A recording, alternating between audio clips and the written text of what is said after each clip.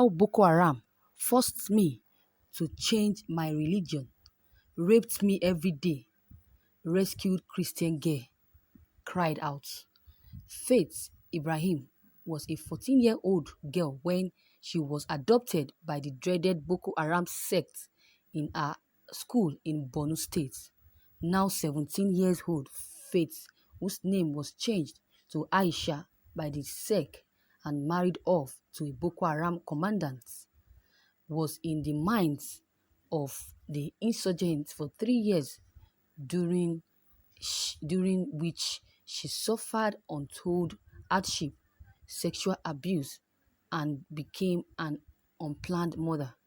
She was lucky to be among the recent batch of victims rescued by the gallant men of the Nigerian army who stormed the enclave of the sect to effect the rescue of over 60 captives. Narrating her ordeal, Faith recounts how she was singled out for being a Christian, tortured mercilessly for her faith, and raped repeatedly by the man who was married off to and other Boko Haram fighters. Read her story here. My name is Faith Ibrahim. I'm 17 years old. I was in the hand of Boko Haram for 3 years before I was rescued alongside others by Nigerian soldiers.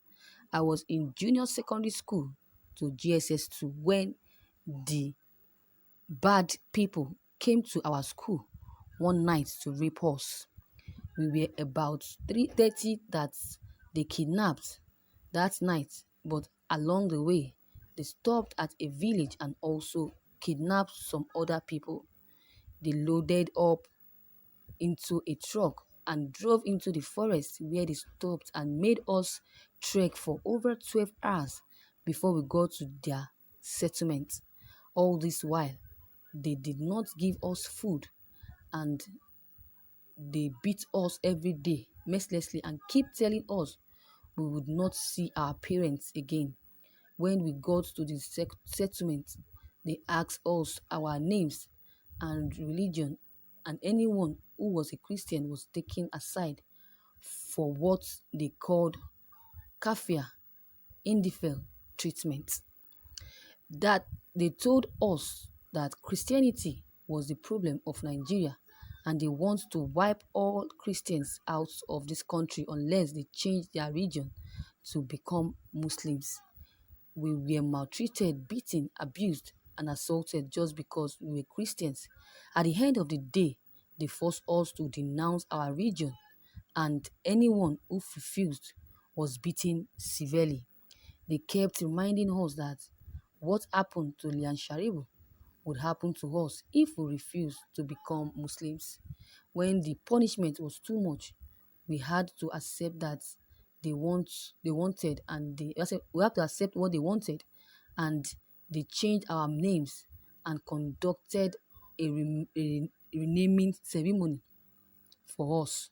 I was named Aisha and handed to one old man, Caliph, whom they said was going to be my husband, and he took me to his sheikh built with stick and roofed with mats. I was crying all through and was thinking I would never see my parents again. That night, the man came to the hut I was in and said he wanted to enjoy me. I did not know what he was saying and what it meant by the statement enjoyment when he put off his clothes and told me to do the same. I realized that he is about to have sex with me and know what he wanted to do. I was a virgin at that time. I begged him to spare me, but he did laugh, brought out a gun and said he would just kill me if I behaved funny. The sight of the gun scared me and I quickly put off my clothes. The man raped me that night and did not mind the blood that was gushing out of my private parts. That was the beginning of the sexual abuse I suffered, as the man would rape me anytime he wanted, and later he would also bring other men who would rape me repeatedly. It happens almost every day till I became pregnant. Even during my pregnancy, they still rape me, and anytime I tried to put up a residence, they would beat me, telling me that Christian girls were only good to be raped. I later gave birth to a baby boy who died 6 months, but that that did not stop Caliph and the other men from raping me. In the 3 years I was with them, they moved us on more than 10 occasions whenever they felt that soldiers were getting close to them. There was a time we moved to a place where they said it was in Niger Republic. I kept praying every day for God to do a miracle and set me free. And I was very happy when God did his wonders as soldiers attacked the camp one night and rescued me and others. My greatest happiness was that army managed to kill so many of the insurgents, including that caliph who made me suffer so much and for taking my pride. This is so wicked. This is wickedness. These Boko Haram people are so wicked. I know that wherever the rest are, they will be apprehended and be killed. Why will you be? Why will you say that Christians are dogs? Christians are to be raped and to be killed. That your mission is to kill Christians and not to spare their lives. Apart from killing a Christian, you're killing someone that God created, innocent citizens. Look at the girl, 12 years old girl was raped severally. It was not just one person, but different men raping her. And at the end, she got pregnant. And she was so happy that she lost the baby after 6 months. Imagine that. Even with the repeated raping, we don't even know who will be responsible for the pregnancy. After some group of people will be saying that Boko Haram was formed by Christians in order to put a dent on Islam. I so much hate Islams, and they are responsible for the world conflicts. They are responsible for the things, evil things that are going on in this country. Islam, they say, means peace. Where is the peace now? This is not peace. They are not doing according to their names. A battle belongs to God. Just leave everything to God. He will surely deal with them.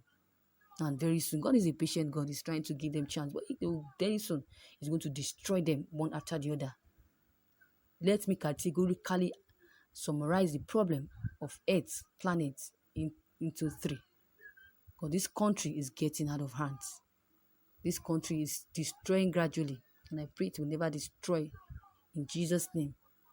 The major objective of Boko Haram is to wipe out Christians.